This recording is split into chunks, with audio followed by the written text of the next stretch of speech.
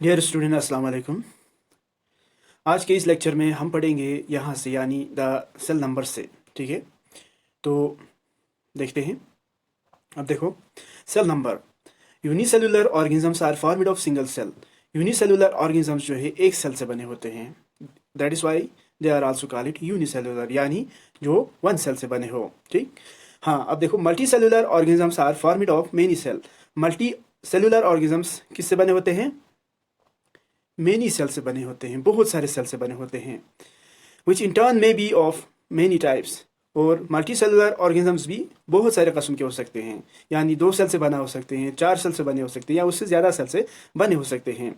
Even in multi cellular organisms the number of cell में very a lot. Multi cellular organisms में भी number of cell यानी cell की तादाद जो है वो सब में अलग अलग होगा, यानी सब में एक जैसा नहीं होगा, सब में अलग अलग होगा। जैसे it may be just a few age in some algae. अगर हम अलगे में देखेंगे तो जैसे कि अलगे क्या है, अलगे में क्या है, ये कुछ ही है, फ्यू ही है, यानी 4, 5 या 20 हो सकते हैं, 20 तक सेल नंबर होगा।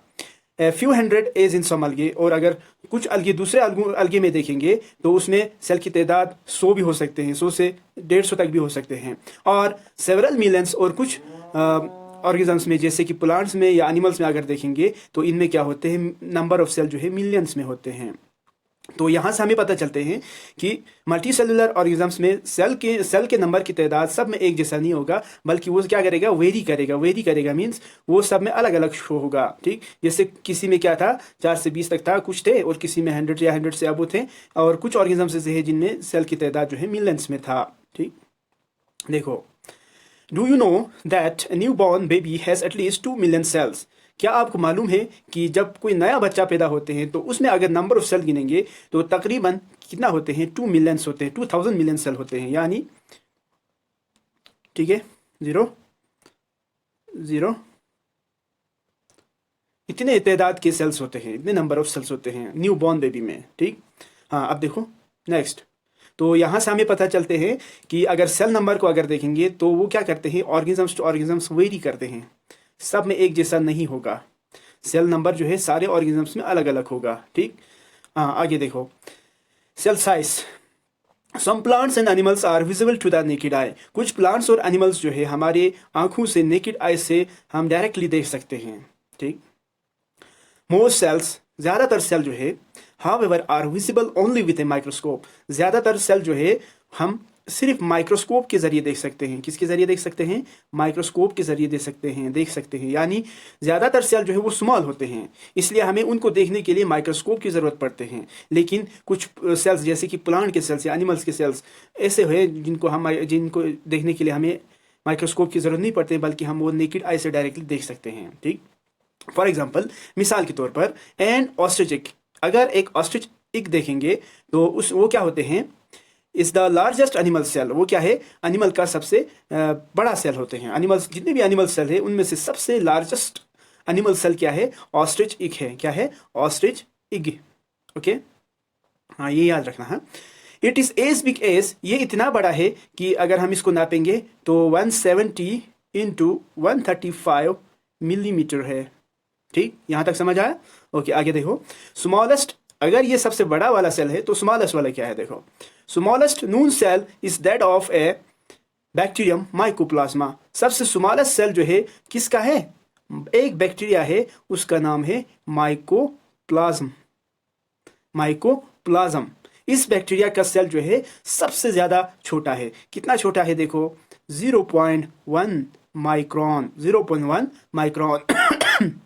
This bacterium measures about 0.1 micron in size. ये बैक्टीरिया क्या है, साइज में 0.1 माइक्रॉन है। 1 माइक्रॉन कितना होते हैं, अगर देखेंगे 1 मिलीमीटर का अगर हम 1000 टुकड़ा करेंगे तो इस 1000 टुकड़े में से एक टुकड़ा जो है वो क्या होते हैं, 1 माइक्रॉन होते हैं। ठीक, यहाँ तक समझ आया?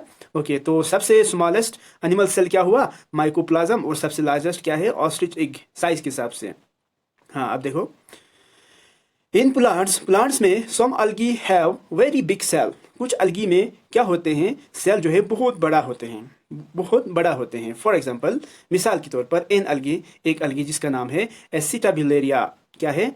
एसिटाब्यूलेरिया, ब्यूलेरिया, ये एक अलगी का नाम है। ये वन सेल वाला यूनिसेलुलर ऑर्गेनिज्म से, ठीक, consist of a single cell, ये एक ही सेल से बना होते हैं, which is about 10 centimetre in length. अगर हम लंबाई देखेंगे है तो ये अलग है, लेकिन इसका लंबाई जो है तकरीबन 10 सेंटीमीटर होते हैं, ठीक। फाइबर्स इन प्लांट्स, कुछ प्लांट्स के फाइबर जैसे कि जूट प्लांट के एंड हेम्प प्लांट के are a few centimetre long. इनके फाइबर्स को भी अगर हम नापेंगे तो ये भी काफ़ी ज़्यादा बड़ा होते हैं, मतलब है तो ये प्लांट है लेकिन इनके लंबाई जो है कुछ सेंटीमीटर में होगा। उसी तरह से एसिटाबिलेरिया बैक्टीरिया का भी लंबाई क्या होते हैं, सेंटीमीटर में, यानी एक ऑर्गेनिज्म का साइज भी सेंटीमीटर में है और प्लांट्स का भी, फाइबर्स प्लांट जैसे कि जूट या हेम्प का, उसका भी क्या है, सेंटीमीटर में है, ठीक। अब देखो इन आवर बॉडी, हमारे बॉडी में, ठीक, nerve cells are the largest. हमारे बॉडी में अगर देखेंगे तो सबसे बड़ा वाला सेल क्या है, ह्यूमन बॉडी का नर्व सेल, ठीक। Nerve cell is the largest cell of our body, ठीक, मेजरिंग अबाउट 90 माइक्रोमीटर। इसका अगर मेजरमेंट करेंगे तो कितना है, 90 माइक्रोमीटर, ठीक। हाँ, some nerve cells are longer than a metre. कुछ नर्व सेल जो है 1 मीटर से भी ज्यादा होते हैं, यानी बहुत ज्यादा लंबा होते हैं। सबसे लार्जेस्ट सेल हमारे बॉडी में क्या है, नर्व सेल है, ये याद रखना, शाबाश। Some nerve cells are longer than a metre, some blood cells are the smallest. और ब्लड में भी अगर देखेंगे कुछ ब्लड सेल्स ऐसे हैं जो बहुत स्मॉलेस्ट है, सबसे छोटा है, जैसे कि a living or red blood cell, a living red blood cell, एक आरबीसी जो है जिसको रेड ब्लड सेल को आरबीसी भी बोलते हैं, मेजर्स अबाउट, उसका अगर हम मेजरमेंट करेंगे तो तकरीबन कितना होते हैं, 9 माइक्रोन, ठीक है, 9 माइक्रोन है, ठीक। हाँ, ये छोटा होते हैं, यानी 9 माइक्रोन मीन्स बहुत छोटा होते हैं, RBC, okay. Most other sales, उसके अलावा बहुत सारे दूसरे सेल्स जो हमारे बॉडी में है, जैसे कि एज दैट ऑफ किडनी का सेल या लिवर का सेल, इंटेस्टाइन का सेल्स वगैरह वगैरह, आर बिटवीन, इनका साइज अगर देखेंगे तो तकरीबन कितना है, 20 to 30 माइक्रोन, 20 माइक्रोन होगा या 21 होगा या 30 माइक्रोन तक होगा, ठीक, 22, 25, 26, 20 से 30 माइक्रोन के बीच में इनका डायमीटर होते हैं, ठीक। अब देखो व्हाट अबाउट द हेंस इग। अब हमें सवाल है कि हेंस इग के बारे में, हेंस इग के साइज के बारे में आप क्या बताएंगे, ठीक। देखो इन द इग में, यानी हेंस इग में, there is a central yellow part. यहाँ पर क्या होते हैं, एक येलो पार्ट होते हैं। हैंड के इग में अगर देखेंगे तो उसके सेंटर में क्या होते हैं, एक येलो पार्ट होते हैं। उस येलो पार्ट को हम क्या बोलते हैं, कॉल्ड यॉक। उसको हम क्या बोलते हैं, यॉक बोलते हैं। येलो पार्ट को हम क्या बोलते हैं, यॉक बोलते हैं। Which is surrounded by the white albumin. इसके बाहर से क्या होते हैं, वाइट कलर का एक एल्ब्यूमिन होते हैं, okay. The yellow yolk represents a single cell. इसके अंदर वाला यानी येलो वाला पोर्शन जो है ये क्या होते हैं, एक सेल होते हैं, यानी ये वो सेल है जो हम नेकेड आई से भी देख सकते हैं। हेंस के येलो पार्ट यानी यॉक पार्ट जो है इज द सिंगल सेल। ये क्या है, एक सिंगल सेल है, ठीक। यहां तक समझ आया, ओके। अब हम देखेंगे सेल शेप। ये हुआ सेल साइज के बारे में। अभी तक हमने दो चीज पढ़ा, एक पढ़ा हमने सेल नंबर, दूसरा पढ़ा हमने सेल साइज। अब हम देखेंगे cell shape. Cells are of diverse shape. Cell को अगर हम देखेंगे तो इनके शेप क्या होते हैं, डाइवर्स होते हैं। डाइवर्स मीन्स बहुत डिफरेंट होगा, अलग अलग होगा, डिफरेंट होगा। सम सेल्स, कुछ cells like those of amoeba, जैसे कि अमीबा का अगर देखेंगे, ठीक, एंड डब्ल्यूबीसी, और उसके अलावा व्हाइट ब्लड सेल का अगर शेप देखेंगे तो क्या करते हैं, कंटिन्यूसली चेंज देयर शेप। इनका शेप एक जैसा नहीं होते हैं, कभी इस तरह से होते हैं, कभी इस तरह से होते हैं, कभी इस तरह से होते हैं, यानी इनका शेप एक जैसा नहीं रहेगा बल्कि वो चेंज होते रहते हैं, ठीक है, वगैरह वगैरह, ठीक।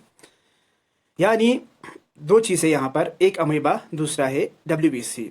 इन दोनों का शेप जो है सिमिलर नहीं रहते हैं बल्कि वो चेंज होते रहते हैं, ये याद रखना है।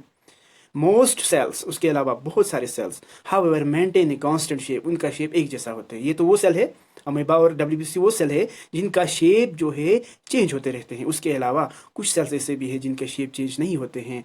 ऑल थ्रू दियर एग्जिस्टेंस, जब से ये मौजूद थे तब से उनका शेप जो है बिल्कुल सिमिलर रहते हैं, यानी चेंज नहीं होते हैं। ठीक है। The shape of cell is related to its function. Cell का शेप राउंड होना, इरेगुलर होना वगैरह वगैरह, या बहुत ज़्यादा लंबा होना, ये उसके फंक्शन के साथ रिलेट है। अगर कोई पूछे कि सेल का शेप साइज के साथ रिलेट है, नंबर के साथ रिलेट है या फंक्शन के साथ, तो आपको याद रखना है कि सेल का शेप जो है हमेशा फंक्शन के साथ रिलेशन में होते हैं, फंक्शन के हिसाब से सेल का शेप होते हैं। And now cells clearly exhibit this relationship. इस रिलेशनशिप को दिखाने के लिए नाउ सेल एक बेस्ट एग्जांपल हम मान सकते हैं। नाउ सेल्स को अगर देखेंगे, ये लंबा सा सेल है, एक लॉन्ग है और ब्रांचेड है, ये इस तरह से ब्रांच निकला हुआ है and is a thread like projection. और इसके अगर इस साइड में अगर हम सेल बॉडी बनाएंगे तो यहाँ पर थ्रेड लाइक स्ट्रक्चर है इस तरह से, ठीक।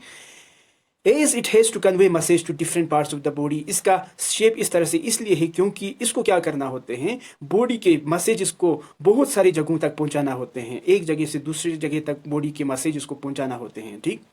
अब देखो ये याद रखना, ये है नाउ सेल, ये लॉन्ग है, क्यों? क्योंकि इसका फंक्शन क्या है, ट्रांसमिशन है, इसलिए इसका लंबा होना बहुत इंपॉर्टेंट है। अब देखो basic facts of cell structure and function.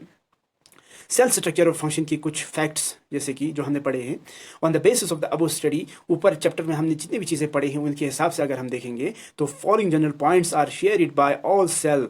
कुछ पॉइंट्स जो है सारे सेल शेयर करते हैं, सब में होते हैं, जैसे कि cells are the structural unit of organisms. Cell क्या है, basic structural unit of life है, basic structural unit of life है। ये सारे ऑर्गेनिजम्स में सेम है, ठीक, चाहे प्लांट हो, एनिमल हो, माइक्रो ऑर्गेनिजम्स हो वगैरह वगैरह, सब में एक चीज कॉमन है, वो क्या है, basic structural unit of life. Number second, cells are the functional unit of all organisms as cells carry out all body function of an organisms।